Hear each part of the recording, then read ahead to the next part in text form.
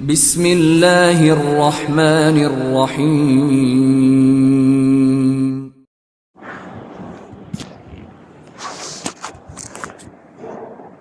السلام عليكم ورحمة الله وبركاته. الحمد لله رب العالمين، والصلاة والسلام على أشرف المرسلين وعلى آله وصحبه وسلم. إن الحمد لله نحمده ونستعينه ونستغفره ونؤمن به ونتوكل عليه، ونعوذ بالله من شرور أنفسنا ومن سيئات أعمالنا. من يهده الله فلا مضل له ومن يضلله فلا هادي له، وأشهد أن لا إله إلا الله وحده لا شريك له، وأشهد أن محمدا عبده ورسوله. قال الله تعالى: إنا أنزلناه في ليلة القدر وما أدراك ما ليلة القدر ليلة القدر خير من 1000 شهر تنزل الملائكة والروح فيها بإذن ربهم من كل أمر سلام هي حتى مطلع الفجر.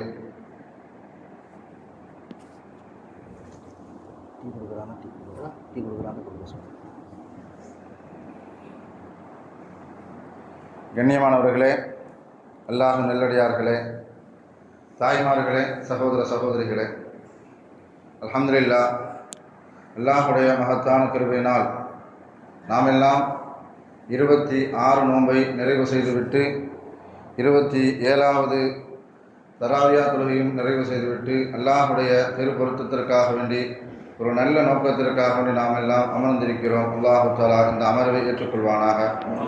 எந்த நோக்கத்திற்காக வேண்டி நாம் எல்லாம் இங்கே ஒன்று கூடியிருக்கின்றோமோ அந்த சிறப்பான லைலத்துல் கத்ர் இரவு இன்ஷா அல்லாஹ் இன்றைக்காக இருந்தால் அதை அடையக்கூடிய, அதில் இருக்கக்கூடிய அனைத்து விதமான நற்பாக்கியத்தையும் அல்லாஹு தஆலா நமக்கெல்லாம் தந்தருள் புரிவானாக. நம்முடைய நோன்புகளை ஏற்றுக்கொள்வானாக, நம்மளுடைய துஆக்களை ஏற்றுக்கொள்வானாக, நம்மளுடைய தௌபாக்களை ஏற்றுக்கொள்வானாக. நாம் ஓதிய கேட்ட அனைத்து இறைவசனங்களுக்கும் நிறைவான நிரப்பமான நற்கூலியை அல்லாஹு தஆலா நமக்கெல்லாம் தந்தருள் புரிவானாக. நம்மிடமிருந்து ஏற்படக்கூடிய சிறிய பெரிய அனைத்து தவறுகளையும் அல்லாஹு தஆலா மறைத்து மன்னித்து அவைகள் அனைத்தையும் நமக்கு நன்மைகளாக அல்லாஹு தஆலா நமக்கு ஆக்கி தருள்வானாக. ஹைர், அல்ஹம்துலில்லாஹ். நாம் இன்று ஒன்று கூடியிருக்கக்கூடிய இந்த இரவு 27வது இரவு. நம் ஒன்றுண்டான சமுதாய மக்களுக்கெல்லாம் அல்லாஹு தஆலா அதிகப்படியான ஆயுளை கொடுத்தான். ஆதம் அலைஹிஸ்ஸலாம் அவர்களுக்கு அல்லாஹு தஆலா 1000 வருஷம் அவர்கள் வாழ்ந்திருக்கிறார்கள். நூஹ் அலைஹிஸ்ஸலாம் அவர்களுடைய சமுதாயம் கிட்டத்தட்ட 1000ற்கு நெருக்கமாக 950 ஆண்டு காலம் அல்லாஹு தஆலா அவர்களுக்கு ஆயுளை நசீபாக்கினான். நான் இந்த சமுதாயத்திற்கு ஸல்லல்லாஹு அலைஹி வஸல்லம் அவர்களுடைய சமுதாயமான நமக்கு ஸல்லல்லாஹு அலைஹி வஸல்லம் அவர்கள் சொல்லி காட்டினார்கள், என்னுடைய சமுதாயத்திற்கு அல்லாஹு தஆலா 60லிருந்து 70 வரைக்கும் உள்ள ஆயுளைத்தான் அல்லாஹு தஆலா கொடுத்திருக்கிறான். இந்த 60 வயசை தாண்டி இருக்கக்கூடியவர்கள் அவர்களுக்கு அல்லாஹு தஆலா கொடுக்கின்ற ஒரு போனஸ் மாதிரி 70ஐயும் தாண்டி அல்லாஹு தஆலா கொடுத்துருக்கிறான் அப்படின்னு சொன்னால் ஒரு பெரிய நியாமத்து. அல்லாஹு தஆலா நமக்கெல்லாம் ஆயுளை அதிகப்படுத்தி தருவானாக. அந்த ஆயுளில் ஆஃபியத்தையும் உடல் ஆரோக்கியத்தையும் பரிபூர்ணமான சுகத்தையும் அல்லாஹு தஆலா தந்தருள் புரிவானாக. இருக்கக்கூடிய ஆயுளில் அல்லாஹுக்கு பிடித்தமான பொருத்தமான நல்லமல்களை செய்யக்கூடிய நற்பாக்கியசாலியாக அல்லாஹு தஆலா நமக்கெல்லாம் ஆக்கி தருவானாக. இந்த சமுதாயத்திற்கு மாத்திரம்தான் அல்லாஹு தஆலா குறைந்த ஆயுளை கொடுத்துருக்கான்.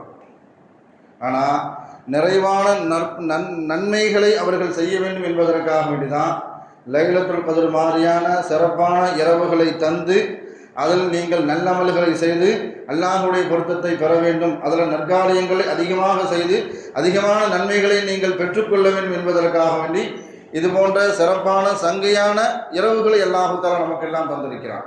அல்லாஹு தஆலா அந்த இரவை பெற்றுக்கொள்ளக்கூடிய நல்ல நசீபை அல்லாஹு தஆலா நமக்கெல்லாம் தந்தருள்வானாக. லைலத்துல் கத்ர் அந்த இரவை பற்றி அல்லாஹு தஆலா அந்த சூறாவில் சொல்லி காட்டும் பொழுது கதிர்னா என்ன அப்படின்னு சொல்லிட்டு அல்லாஹ்வே பதிலுக்கும் வருவான். ஹைரும் மின் 1000 ஷஹர், அது ஒரு இரவு. அந்த இரவு நான் குர்ஆனை இறக்கி வச்சேன். அது மாத்திரமல்ல, அதில் அந்த சூறால கிட்டத்தட்ட அல்லாஹு தஆலா 5 விஷயங்களை சொல்லிகிட்டே வருவான். அதில் ஒரு விஷயந்தான் அது 1000 மாதங்களுக்கு 1000 மாதங்களை விடவும் அதிகமான நன்மைகள் கிடைக்கக்கூடிய மாதம். ஆனால் அல்லாஹ் பயன்படுத்துகிற ஒவ்வொரு எழுத்துல கூட அல்லாஹ் தஆலா ஒரு நுட்பத்தை வச்சிருப்பான். ஏன்னா மனிதர்கள் அதுக்கும் ஈக்குவலாக டேலி பண்ணிடக்கூடாது, கணக்கு போட்டு பார்த்துடக்கூடாது என்பதற்காக வேண்டி. ஏன்னா நாம் கிட்டத்தட்ட 27 இரவுல தான் நம்ம லைலத்துல் கத்ர் கிட்டத்தட்ட சில ஹதீசுகளின் மூலமாக அதை தேடி நாம் அமர்ந்திருக்கிறோம். அன்றைக்கு தான் கிட்டத்தட்ட அதை டேலி பண்ணி பார்க்கும்போது 1012ஆல் வகுத்து பார்த்தோன்னு சொன்னால் 83 வருஷம் வரும். 83.3.8 கால்குலேட்டரில் நீங்கள் பார்த்தீங்கன்னு சொன்னால் அப்படி வரும். ஆனால் அல்லாஹுடைய நுட்பமான எழுத்து உபயோகம் பிரயோகம் இருக்குல்ல, அது அல்லாஹ் அழகாக பயன்படுத்தியிருப்பான். நாம் நினச்சிக்கிட்டு இருக்கிறோம் 1000 இரவுக்கு சமமானது, அப்படி இல்லவே இல்லை. அல்லாஹ் எப்படி வார்த்தையை பயன்படுத்தியிருப்பான்னு சொன்னால் மின் அல்ஃபி ஷஹர், 1000 இரவுக்கு சமமானது அப்படின்னு சொல்லதா இருந்தால் இலா அல்ஃபி ஷஹர்னு சொல்லியிருக்கணும்.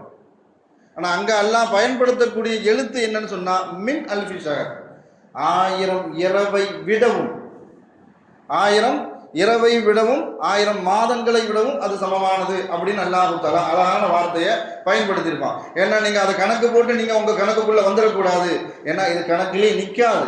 கிட்டத்தட்ட ஒரு மனிதன் ஒரு 10 லைலத்துல் கத்ரை சந்திக்கிறான் அப்படின்னு சொன்னால் அவன் சந்தித்து அதில் அல்லாஹ்வுக்கு பிடித்தமான ஒருப்பான பொருத்தமான அமலை செய்து விட்டால் கிட்டத்தட்ட 840 வருஷம், 840 வருஷத்திற்கு இணையாக நன்மை செய்த நன்மைகள் அல்லாஹ் தஆலா தயாராக இருக்கிறான்.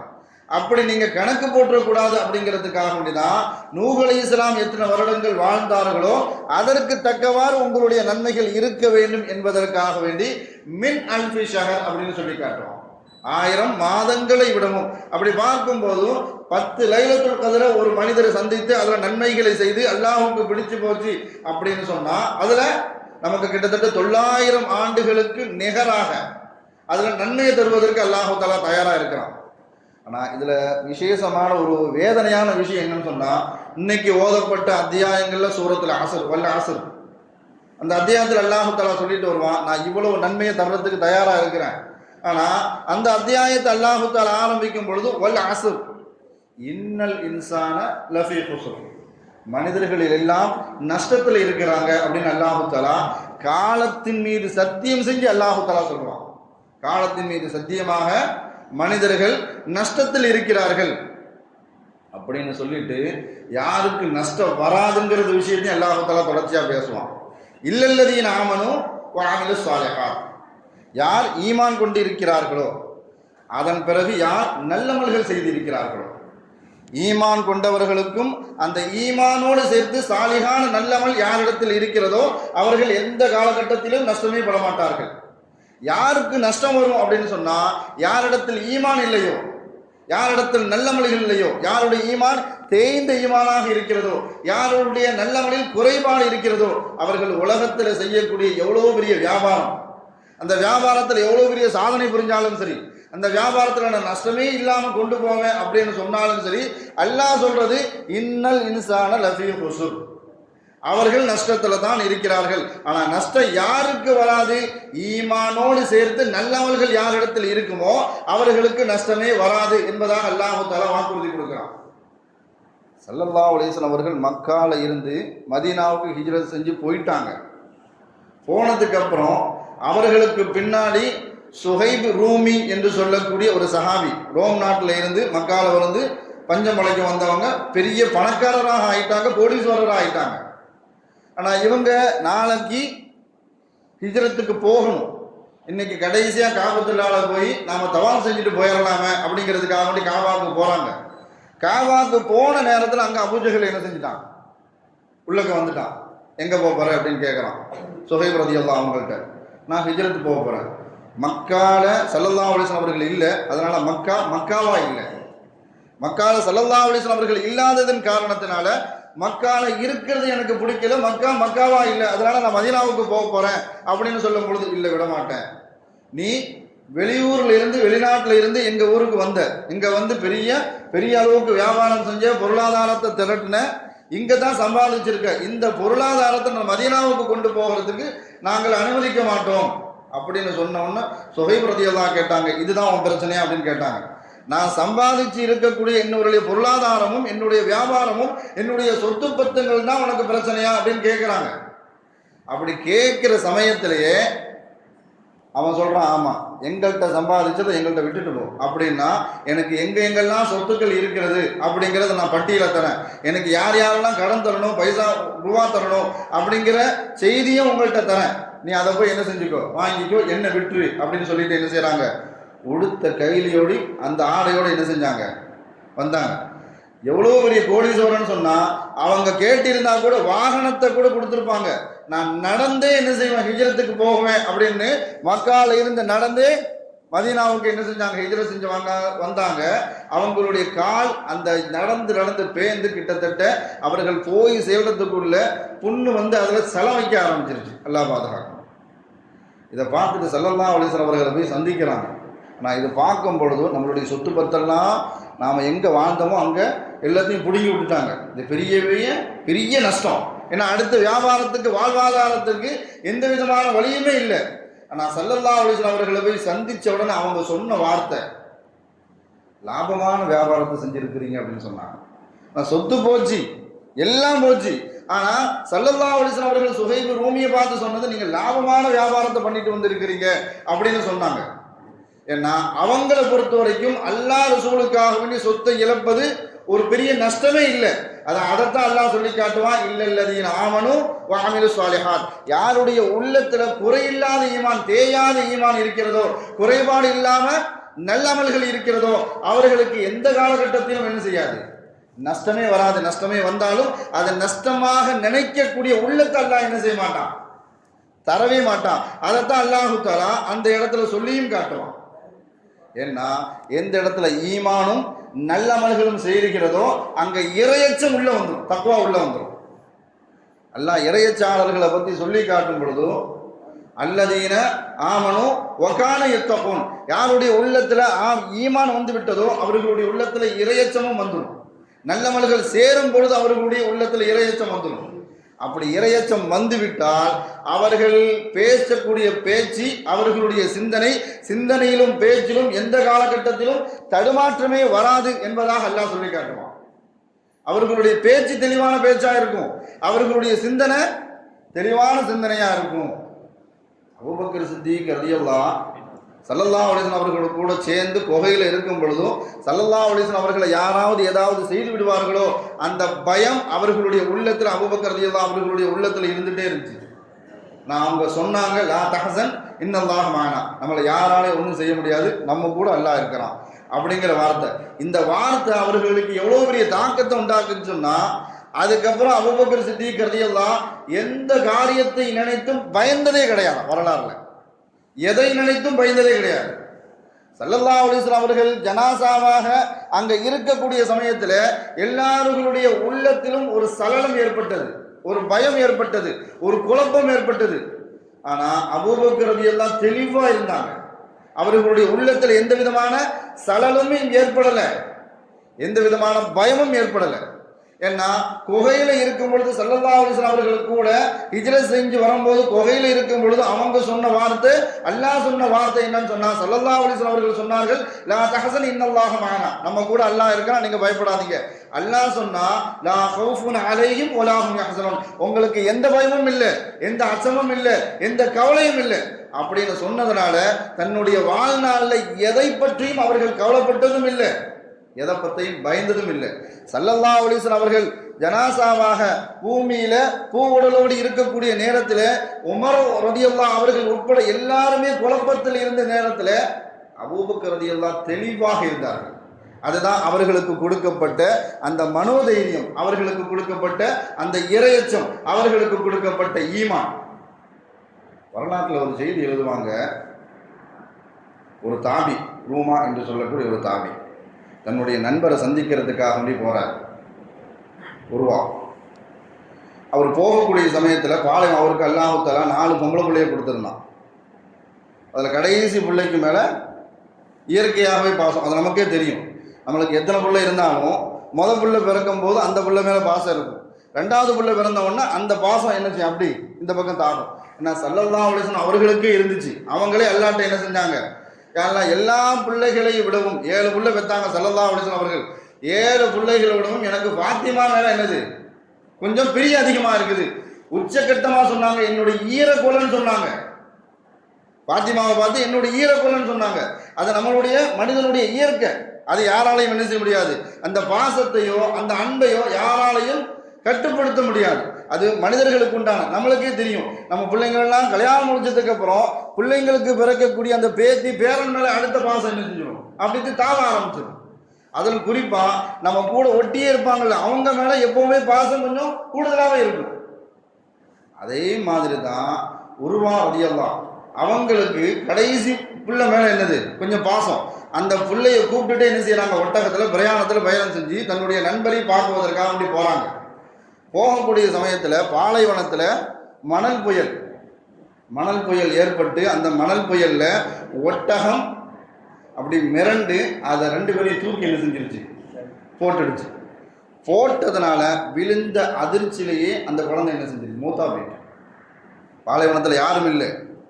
ஆனால் அவங்க என்ன செய்கிறாங்கன்னு சொன்னால், தான் குடிக்கிறதுக்காக அப்படி கொண்டு போன அந்த தண்ணியை வச்சு அந்த பிள்ளைய குளிப்பாட்டி தன்னிடத்தில் இருந்த ஒரு வெள்ளை துணியை கஃன் செஞ்சு தானே கையால் துணியை நோண்டி ஜனாசா துளை வச்சு என்ன செஞ்சாங்க, அடக்கம் பண்ணிட்டாங்க. எல்லாம் பாதுகாக்கணும், யாருக்கும் இந்த நிலைமை வரக்கூடாது. ஈமான் குறைபாடு உள்ளவர்களிடத்தில் இதை வந்திருந்தா பார்த்து எப்படி இருந்திருக்கணும்.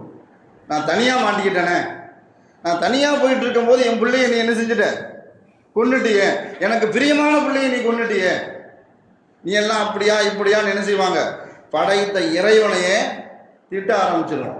ஆனால் உர்வா ரலியல்லாஹு அவர்களுடைய நாவிலிருந்து வந்த வார்த்தை எப்படின்னு சொன்னா, யா ரப்பி அஅதனி அவுலாதன் அர்பா, எனக்கு நீ 4 பிள்ளைய கொடுத்த இறைவா, எனக்கு நீ 4 பிள்ளைய கொடுத்த. இத்தகதல அகதன் வலதா, உனக்கு பிடிச்ச ஒரு குழந்தைய நீ என்ன செஞ்சுக்கிட்ட, எடுத்துக்கிட்ட. அபு கைத்தலி தலாசா, இன்னும் 3 பிள்ளைய எனக்காண்டி நீ விட்டு வச்சிருக்கிற. அல்ஹம்துலில்லாஹ், சொன்ன வார்த்தை இவ்வளவுதான். எனக்கு நீ 4 பிள்ளைய தந்த, அதுல ஒரு பிள்ளைய நீ என்ன செஞ்சுக்கிட்ட, எடுத்துக்கிட்ட. இன்னும் 3 பிள்ளைங்க இருக்குது. அல்ஹம்துலில்லாஹ். யாருக்குங்க வரும் இந்த வார்த்தை? ஆனா இந்த வார்த்தையை தான் அல்லாஹ் தஆலா எதிர்பார்க்கிறான். ஆனா இது யாருக்கு வரும்னு சொன்னா, யாருடைய உள்ளத்துல பரிபூர்ணமான ஈமான் இருக்கிறதோ, யாருக்கு நல்லமல்கள் செய்கிறதோ, யாருடைய உள்ளத்துல இறையச்சம் இருக்கிறதோ, அவர்களுடைய வார்த்தையில கூட தடுமாற்றம் இருக்காது, அவர்களுடைய செயல்பாடுகளில் எந்த விதமான குழப்பமும் இருக்காது. அதுக்கப்புறம் நண்பரை போய் பார்க்குறாங்க. அந்த ஒட்டகம் களைஞ்சதுல அவர் மேலே மிதிச்சு, அவர் தொடையை மிதிச்சு, தொட என்ன செஞ்சிருச்சு, பிஞ்சிருச்சு, சதை வெளியே வந்துருச்சு. அந்த காலோடு என்ன செய்ய போயிருக்கு, தான் தன் நண்பரை பார்க்குறாரு. நண்பரை பார்த்து அதற்குண்டான சிகிச்சை எடுக்கணும். அங்கே வந்த மருத்துவர் சொல்கிறாரு, உங்களுக்கு என்ன செய்ய முடியாது, இனிமே தொடையை ஒட்ட வைக்க முடியாது, காலை எடுக்க வேண்டியதான். அதனால் என்ன செய்யுங்க, நீங்கள் அந்த காலை எடுக்கும் பொழுது அந்த வலி உணர்வு உங்களுக்கு இல்லாமல் இருக்கிறதுக்காக வேண்டி நீங்கள் கொஞ்சம் மது அருந்த வேண்டும். அந்த போதையில் இருக்கும்போது நாங்கள் காலை வெட்டி எடுத்துருவோம், நீங்கள் என்ன செய்யுங்க, அந்த வலி உங்களுக்கு தெரியாது அப்படின்னு சொல்லக்கூடிய நேரத்தில் உர்வா ரலியல்லாஹு சொன்ன வார்த்தை, ஸல்லல்லாஹு அலைஹி வஸல்லம் அவர்கள் சத்திய வாக்கும் சரி, அல்லாஹ் சொன்ன சத்திய வாக்கும் சரி, ஹராமுல என்னைக்குமே அல்லாஹ் ஷிஃபாவை வைக்கவே மாட்டான். அல்லாஹ் எதை ஹராம் என்று டிக்ளேர் செஞ்சுட்டானோ, உறுதிப்படுத்தி விட்டானோ, அதில் ஒரு ஆளுக்கு ஷிஃபா இருக்கும், நோய் நிவாரணம் இருக்கும் அப்படின்னு யாராவது நினைச்சிங்க அப்படின்னு சொன்னால் அது சத்தியமாக உண்மை கிடையாது. அதனால் நான் என்ன செய்ய மாட்டேன், மது அருந்தவே மாட்டேன். எனக்குண்டான ஒரு போதை இருக்குது, அந்த போதை நீ எப்போ காலை எடுக்கணும்னு சொல்லு, அப்போ நான் வரேன், அந்த போதையை நான் உங்கள்கிட்ட காட்டுறேன், அப்போ நீ காலை விட்டு எடுத்துக்கோ அப்படின்னு சொன்னதுனால குறிப்பிட்ட ஒரு நாளை ஒரு நேரத்தை நிர்ணயம் செய்த பின்னாடி இவங்க கையில் குரானை தூக்கிட்டு போகிறாங்க. நான் குரானை சத்தம் போட்டு ஓதுவேன், அந்த ஓதுல லைத்து இருக்கும் பொழுது நான் என்ன மறந்துடுவேன், அந்த வசனத்தினுடைய உச்சரிப்பில் என்ன மறந்ததுக்கு அப்புறம் நீ காலை வெட்டி எடுத்துக்கோ அப்படின்னு என்ன செஞ்சாங்க, உர்வா ரலியல்லாஹு சொன்னாங்க. ஏன்னா அல்லாஹ் சொல்றது இல்லல்லதீன ஆமனு வஅமிலு ஸாலிஹா, யாருடைய உள்ளத்துல தேய்மானம் இல்லாத உறுதியான ஈமான் இருக்குமோ, யாருடைய செயல்பாடுகளில் நல்லமல்களில் உறுதியான அமல் இருக்குமோ, அவர்களுடைய பேச்சிலும் சரி, சிந்தனையிலும் சரி, செயல்பாடுகளும் சரி, எந்த தடுமாற்றமும் இருக்காது. எல்லாம் இன்னைக்கு இரவு, அதாவது லைலத்துல் கத்ர் இரவு அன்னைக்கு 5 விஷயத்தை அல்லாஹ் தஆலா சொல்லி காட்டுவான். ஒன்று, நான் இந்த இரவில் தான் குரானை இறக்கி வச்சேன். ஒன்று. ரெண்டாவது, அந்த இரவு 1000 மாதங்களுக்கு அதைவிடவும் அதிகப்படியான ஒரு நல்லது கிடைக்கக்கூடிய சிறப்பான இரவு. அதில் அந்த இரவில் தான் மலக்குமார்கள் இறங்குறாங்க 3. இன்னும் நபிமார்களோடு தொடர்பு கொண்ட ஜிப்ரீல் அலைஹிஸ்ஸலாமும் இறங்குறாங்க 4. இந்த மலக்குமார்கள் எல்லாருமே மனிதர்களை பார்க்கும் பொழுது அவர்கள் சொல்லக்கூடியது அஸ்ஸலாமு அலைக்கும். அவங்க சொல்லக்கூடியது சலாம் மட்டுமே சொல்கிறார்கள். இந்த 5 விஷயத்தில் அல்லாஹ் தஆலா சூரத்துல் கத்ர்ல சொல்லி காட்டுவான். எத்தனை மலக்குமார்கள் வருகிறார்கள் அதில் யாருக்குமே தெரியாது. ஒமா ஜுனூது ரப்பிக்கு இல்லாஹு, அது அல்லாஹ்வுக்கு மட்டும்தான் தெரியும். ஆனால் மலக்குமார்களுடைய தொடர்பு என்பது ஒரு மனிதர்களுக்கு கிடைக்கக்கூடிய மிகப்பெரிய பாக்கியம். கருவில் இருந்து நமக்கு கிடைக்குது அப்படின்னு சொன்னால் சொர்க்கம் போகிற வரைக்கும் நம்ம கூட இருப்பாங்க. ஆனால் அவர்களுடைய தொடர்பு, அவர்களுடைய துவா, அவர்களுடைய பாதுகாப்பு ஒரு மனிதனுக்கு கிடைக்குதுன்னு சொன்னால் அந்த மனிதன் மாதிரி பாக்கியசாலி உலகத்தில் யாருமே இருக்க முடியாது. ஸல்லல்லாஹு அலைஹி வஸல்லம் அவர்களும் மனித உருவில் இருக்கக்கூடிய ஜிப்ரீல் அலைஹிஸ்ஸலாம் அவர்களும் பேசிக்கிட்டு இருக்கிறாங்க. பேசிக்கிட்டு இருக்கும்போது அங்கே அபூதல் கிஃபாரி ரலியல்லாஹு கடந்து போகிறாங்க. கடந்து போகும் பொழுது ஜிப்ரீல் அலைஹிஸ்ஸலாம் ஸல்லல்லாஹு அலைஹி வஸல்லம் அவர்கள்ட்ட கேட்குறாங்க, அது அபூதர் தானே அப்படின்னு கேட்குறாங்க. பொதுவாக நம்ம கூட ஒரு ஆள் பேசிகிட்டு இருக்கிறாருன்னு சொன்னால், வெளியூருக்காரர் நம்ம கூட வந்திருக்கிறாரு, நம்ம ஊருக்கு வந்திருக்கிறாரு, நம்மளை கடந்து ஒரு போகிறாருன்னு சொன்னால் நமக்கு தெரிஞ்சாலும் நாம தான் அறிமுகப்படுத்துவோம். இவர் எங்கள் சொந்தக்காரரு, இவர் எனக்கு தெரிஞ்ச நண்பர், எங்கள் ஊரில் இவர் ஒரு பிரபல்யமான ஆள் அப்படின்னு சொல்கிறதா இருந்தால் நாம என்ன செய்வோம், அறிமுகப்படுத்துவோம். ஆனால் அங்கே நேர் மாற்றமாக நடக்குது. ஜிப்ரீல் அலைஹிஸ்ஸலாம் கேட்குறாங்க, இது அபூதர் தானா அப்படின்னு கேட்குறாங்க. ஸல்லல்லாஹு அலைஹி வஸல்லம் கேட்குறாங்க, உங்களுக்கு அவரை பற்றி தெரியுமா அப்படின்னு கேட்குறாங்க. அப்போ ஜிப்ரீல் அலைஹிஸ்ஸலாம் சொல்லி காட்டினாங்க, மனிதர்களிடத்தில் அபூதர் பிரபல்யமாக இல்லாமல் இருந்தாலும் மலக்குமார்களிடத்தில் அபூதர் ரலியல்லாஹு மிகப்பெரிய பிரபல்யம். அது என்ன காரணம் அப்படின்னு கேட்குறாங்க ஸல்லல்லாஹு அலைஹி வஸல்லம் அவர்கள். அபூதர் ரலியல்லாஹு மலக்குமார்களிடத்தில் பிரபல்யமாக இருக்கிறாங்க அப்படின்னு சொன்னால் அப்படி என்ன பிரத்யேகமாக அமல் செய்கிறார்கள் அப்படின்னு கேட்கும் பொழுது ஜிப்ரீல் அலைஹிஸ்ஸலாம் அவர்கள் சொல்லி காட்டினார்கள், அபூதர் ஒவ்வொரு நாளும் சுபூக்கு பிறகும் அசருக்கு பிறகும் ஒது செஞ்சுட்டாங்கன்னு சொன்னால் ஒரு துவாவை கேட்பாங்க பிரத்யேகமாக. அந்த துவா மலக்குமார்களை ஆச்சரியப்படுத்தும். அந்த துவாவினுடைய வாசகம், அவங்க வார்த்தை பிரயோகம் மலக்குமார்களிடத்தில் ஆச்சரியத்தை உண்டாக்கும். அதனால அந்த துவாவை ஒவ்வொரு நாளும் கேட்கும் பொழுதும் மலக்குமார்கள் அந்த துவாவை ரசிப்பார்கள். அதனால மலக்குமார்களிடத்தில் மத்தியில அபூதல் கிஃபாரி ரலியல்லாஹு பிரபல்யமானவர்கள் என்பதாக ஸல்லல்லாஹு அலைஹி வஸல்லம் அவர்களிடத்தில் ஜிப்ரீல் அலைஹிஸ்ஸலாம் அவர்கள் சொல்லி காட்டினார்கள். அப்படி என்ன துவாவை கேட்பாங்க அப்படின்னு கேட்டாங்க. அப்போ அவங்க கேட்பாங்க, முதல்ல அவங்க மார்க்கத்தினுடைய உறுதியை கேட்பாங்கன்னு சொன்னாங்க. அல்லாஹும்ம இன்னா நஸ்அலுக ஈமானன் தாஇமா, எனக்கு யா அல்லாஹ் நிரந்தரமான ஈமானை தா அப்படின்னு என்ன செய்வாங்க, கேட்பாங்க. முதல்ல ஈமானை கேட்பாங்க. ஸல்லல்லாஹு அலைஹி வஸல்லம் அவர்கள் சொன்னது அப்படிதான். நீங்கள் ஈமானுக்குள்ளே வந்துட்டீங்க அப்படின்னு சொன்னால் அடுத்த ஆரோக்கியத்தை கேளுங்க. நீங்கள் இஸ்லாத்திற்குள்ளே முதல்ல வந்துட்டீங்கன்னு சொன்னால், யா ரசூலல்லாஹ் நான் அல்லாஹ்விடத்தில் எதை பற்றி கேட்கணும் அப்படின்னு கேட்கும்பொழுது ஸல்லல்லாஹு அலைஹி வஸல்லம் அவர்கள் அதிகப்படியான சொன்ன வாக்கு, நீங்கள் அல்லாஹ்விடத்தில் ஆரோக்கியத்தை கேளுங்க. அவங்க என்ன செய்வாங்கன்னு சொன்னால், அபூதல் கிஃபாரி ரலியல்லாஹு அடுத்து அவங்க வாசகத்தை உபயோகப்படுத்துவாங்க. அல்லாஹும்ம இன்னா நஸ்அலுக ஈமானன் தாஇமா வல் கல்பன் ஹாஷிஆ, யா அல்லாஹ் எனக்கு பயப்படக்கூடிய உள்ளத்தை தா அப்படின்னு கேட்பாங்க. அதுக்கப்புறம் அவங்க கேட்கறது, யா அல்லாஹ் எனக்கு பிரயோஜனமான கல்வியை தான் கேட்பாங்க. அதுக்கப்புறம் அவங்க கேட்பாங்க, யா அல்லாஹ் எனக்கு ஈமான்ல குவத்தை, ஈமானை தந்துட்ட, அது தாயமான ஈமானை தந்துட்ட, அது உறுதியுள்ள ஈமானை தான் அப்படின்னு கேட்பாங்க. அதுக்கப்புறம் அவங்க கேட்கக்கூடிய வாசகம் எங்களை ஆச்சரியப்படுத்தும். ஆரோக்கியத்தை பற்றி அல்லாஹ்விடத்தில் கேட்பாங்க. எப்படிப்பட்ட ஆரோக்கியம்னு சொன்னால், வனஸ்அலுக்கல் ஆஃபியத மின் குல்லி பலியா, யா அல்லாஹ் நீ உலகத்தில் எதெல்லாம் முசீபத்தா சோதனையாக வச்சிருக்கிறியோ அது அனைத்துல இருந்தும் எனக்கு ஆரோக்கியத்தை தான் அப்படின்னு கேட்டுட்டு அதுக்கப்புறம் ஆரோக்கியத்துக்காக இரண்டாவது கேட்பாங்க, வனஸ்அலுக்கல் ஆஃபியத மின் குல்லி பலியா வனஸ்அலுக்கல் ஆஃபியத, யா அல்லாஹ் எனக்கு ஆரோக்கியத்தை தா, அந்த ஆரோக்கியம் தமாமான ஆரோக்கியம், பிரயோஜனமான பரிபூர்ணமான ஆரோக்கியத்தை தான்.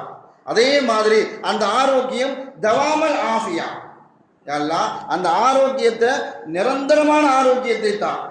அதுக்கப்புறமும் கேட்பாங்க, ஆஃபியத்தல் ஷுக்குர, எல்லாம் அந்த ஆரோக்கியத்திற்காக வேண்டி நன்றி செலுத்தக்கூடிய உள்ளத்தையும் தான். அல்கினா அனின்னாஸ். கடைசியில் அந்த துவாவை முடிக்கும் போது அவங்க கேட்பாங்க, எந்த காலகட்டத்திலும் மனிதர்களிடத்தில் நான் தேவை ஆகவே கூடாது. இது ஒவ்வொரு நாளும் அசருக்கு பிறகும் சுபூக்கு பிறகும் ஒது செஞ்ச பிறகு இது ஒவ்வொரு நாளும் கேட்பாங்க. அவர்களுடைய துவாவுக்காக வேண்டி மனிதர்கள் மலக்குமார்கள் எல்லாம் அவங்களுடைய துவாவினுடைய வாசகத்திற்காக வேண்டி ரசித்து கேட்டுக்கிட்டே இருப்பார்கள். அதனால மலக்குமார்களுக்கு மத்தியில் அபூதல் கிஃபாரி ரொம்ப பிரபல்யமானவர்கள். என்ன மலக்குமார்களுடைய தொடர்பு அல்லாஹ் அந்த சூரத்துல் கத்ரில் சொல்லி காட்டான்னு சொன்னால் மலக்குமார்கள் இறங்கிறார்கள். அது ஜிப்ரீல் அலைஹிஸ்ஸலாம் இறங்குறாங்க. பார்க்கக்கூடிய மனிதர்கள் எல்லாம் அவர்கள் சலாம் சொல்கிறார்கள். மலக்குமார்களுடைய சலாம் நமக்கு மௌத்துடைய நேரத்தில் நமக்கு முக்கியம். சக்கராத்துடைய நேரத்தில் நம்மள்கிட்ட இருந்து விடைபெற்று போகக்கூடிய கிராமன் காத்திவில் அஸ்ஸலாமு அலைக்கும், நீங்கள் எங்களை எல்லா இடத்துக்கும் நல்ல இடத்துக்கெல்லாம் கூட்டு போனீங்க, நல்ல இல்லை சபையெல்லாம் எங்களை கொண்டு உட்கார வச்சுங்க, நல்ல விஷயத்தை எல்லாம் பார்த்தீங்க அப்படின்னு நம்மள்கிட்ட என்ன செய்யணும், அவங்க சுப செய்தி சொல்லிட்டு போகணும். அதே மாதிரி நம்மள்கிட்ட இருந்து உயிரை கைப்பற்றக்கூடிய மலக்குமார்கள் வரும்போதும் யா ஐயத்துஹன் நஃப்ஸுல் முத்மஇன்னா, ஓ அமைதி பெற்ற ஆத்மாவே நீ வெளியே வா அப்படின்னு கூப்பிடணும். அப்படிப்பட்ட மலக்குமார்களுடைய தொடர்பு எந்த மனிதர்களுக்கு கிடைக்கிறதோ அவங்களுடைய ஜனாசாலையும் மலக்குமார்கள் வந்து கலந்துக்குவாங்க. ஸல்லல்லாஹு அலைஹி வஸல்லம் அவர்கள் சொல்லி காட்டினார்கள். ஸஅத் இப்னு முஆத் ரலியல்லாஹு அவங்களுடைய ஜனாசாவில் கிட்டத்தட்ட 70,000 மலக்குமார்கள் கலந்து கொண்டார்கள். ஜனாசாவை தூக்கும் பொழுது யாருக்கும் என்ன செய்யல, கனமாவே இல்லை. ஸல்லல்லாஹு அலைஹி வஸல்லம் அவர்கள் ஆச்சரியமாக பெருவிரலாக நடந்து சென்றார்கள். சஹாபாக்கள் கேட்டாங்க, யாங்க சொல்லுவா என்ன இப்படி நடக்கிறீங்களே, எனக்கு முன்னாடி மலக்குமார்களுடைய கூட்டம் அலமோதுது அப்படின்னு சொன்னாங்க. பக்கத்தில் மலக்குமார்கள் அவங்களுடைய கூட்டம், ஜனாசாவை சுமக்கிறது கூட மலக்குமார்கள் தான் சொன்னாங்க. இன்னும் அவங்க சாதரதியெல்லாம் கிட்டத்தட்ட இஸ்லாத்தில் இருந்ததே வெறும் 6 வருஷம் தான். மதீனாவுக்கு வந்ததுக்கு அப்புறம் ஹந்தக்கு போரில் ஒரு காயம் ஏற்படுது. அந்த காயம் பெருங்காயமாக மாறி அந்த காயத்தின் காரணமாகவே அவர்களுக்கு உயிர் போகக்கூடிய சூழல். ஆனால் அவர்களுடைய மௌத்து செய்தியை கேட்டு அரிசி நடுங்குச்சு. ஸல்லல்லாஹு அலைஹி வஸல்லம் அவர்கள் சொல்லி காட்டினார். அல்லாஹ் உட்காரக்கூடிய அரிசி நடந்துச்சு சாதரதியல்லாஹுக்காக வேண்டி. ஏன்னா அவர்களுடைய ஜனாசாவில் கலந்து கொள்வதற்காக வேண்டி 70,000 மலக்குமார்கள் வந்தார்கள். அதே மாதிரி தபூக் போரில் இருக்கும் பொழுது காலையில் வித்தியாசமாக சூரிய உதயம், சூரியனுடைய உதவியே வித்தியாசமாக இருந்துச்சு, ரொம்ப பிரகாசமாட்டு. ஜிப்ரீல் அலைஹிஸ்ஸலாம் அவர்களுடைய வருகை அவங்க கேட்குறாங்க, யா ஜிப்ரீல் இன்னைக்கு நம்ம சூரியன் வித்தியாசமாக குதிக்குது, அதனுடைய வெளிச்சம் பிரகாசம் ஒரு வித்தியாசமாக இருக்குது என்ன அப்படின்னு கேட்கும் பொழுது உங்களுக்கு செய்தி தெரியாதான்னு கேட்குறாங்க ஜிப்ரீல் அலைஹிஸ்ஸலாம். மதீனால முஆவியத் இப்னு முஆவியா என்று சொல்லக்கூடிய ஒரு சஹாபி மூத்தா போயிட்டாங்க. முஆவியத் இப்னு முஆவியா என்று சொல்லக்கூடிய ஒரு சஹாபி மூத்தா போயிட்டாங்க. ஸஅத் ரலியல்லாஹு தஆலா அன்ஹு அவர்களுடைய ஜனாஸாவிலாவது 70,000 பேர் கலந்து கொண்டார்கள்.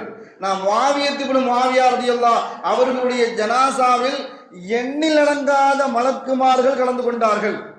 அவங்களுடைய வருகையின் காரணத்தினால் வானத்திலிருந்து சூரியன் பிரகாசத்தை விடவும் மலக்குமார்களுடைய வருகையின் பிரகாசம் தான் உங்களுக்கு என்ன செய்யுது, இப்படி வித்தியாசமா காட்டுது அப்படின்னு சொன்னாங்க. அதனால நீங்க அவங்களுக்காக வேண்டி காயிப் ஜனாசா தொழுவைங்க அப்படின்னு சொன்னாங்க. இவங்க தபூக்கு போர்ல இருக்கிறாங்க ஸல்லல்லாஹு அலைஹி வஸல்லம் அவர்கள். ஆனா அவங்களுக்கு சொல்லி காட்டியது நீங்க அவங்களுக்காக வேண்டி காயிப் ஜனாசா தொழுவைங்க. ஸல்லல்லாஹு அலைஹி வஸல்லம் அவர்கள் காயிப் ஜனாசா தொழு வைக்கும் போகக்கூடிய சமயத்துல அங்க மிகப்பெரிய ஒரு மலக்குமார்களுடைய கூட்டம், எண்ணில் அடங்காத மலக்குமார்களுடைய கூட்டம்.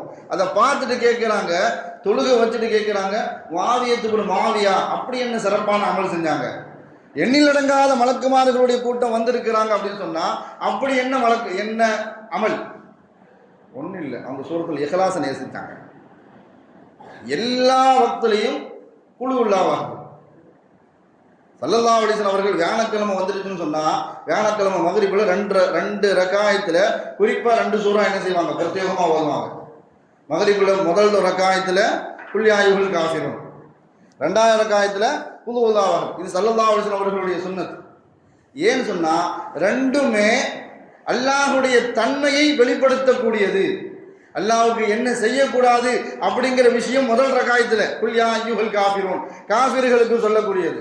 2வது ரகாயத்து குல் ஹுவல்லாஹு அஹத் அல்லாஹ்வுடைய சிறப்பு தன்மை ஏகத்துவத்தை பிரதிபலிக்கக்கூடிய சூரா குல் ஹுவல்லாஹு அஹத்.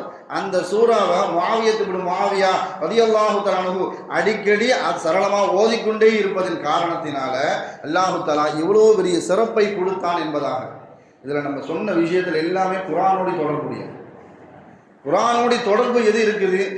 ஈமான் யாருடைய உள்ளத்தில் உறுதியாக இருக்குதோ, நல்லமல்கள் யாருடைய உள்ளத்தில் உறுதியாக இருக்கிறோ அவர்களுடைய உள்ளத்தில் சஞ்சலம் வராது. அதே மாதிரி குர்ஆனை நேசிக்க ஆரம்பித்தோம்னு சொன்னால் மலக்குமார்களும் நம்மை நேசிப்பார்கள், மலக்குமார்களுடைய துவாவும் நமக்கு கிடைக்கும். அதைத்தான் அல்லாஹு தஆலா குர்ஆனின் மூலமாக ஸல்லல்லாஹு அலைஹி வஸல்லம் அவர்களுடைய தங்களுடைய வாழ்க்கையின் மூலமாக நமக்கு எடுத்து காட்டுகிறார்கள். அப்படிப்பட்ட நல்ல மூமின்களுடைய கூட்டத்தில் அல்லாஹு தஆலா நம் அனைவரையும் ஆக்கியருள் புரிவானாக.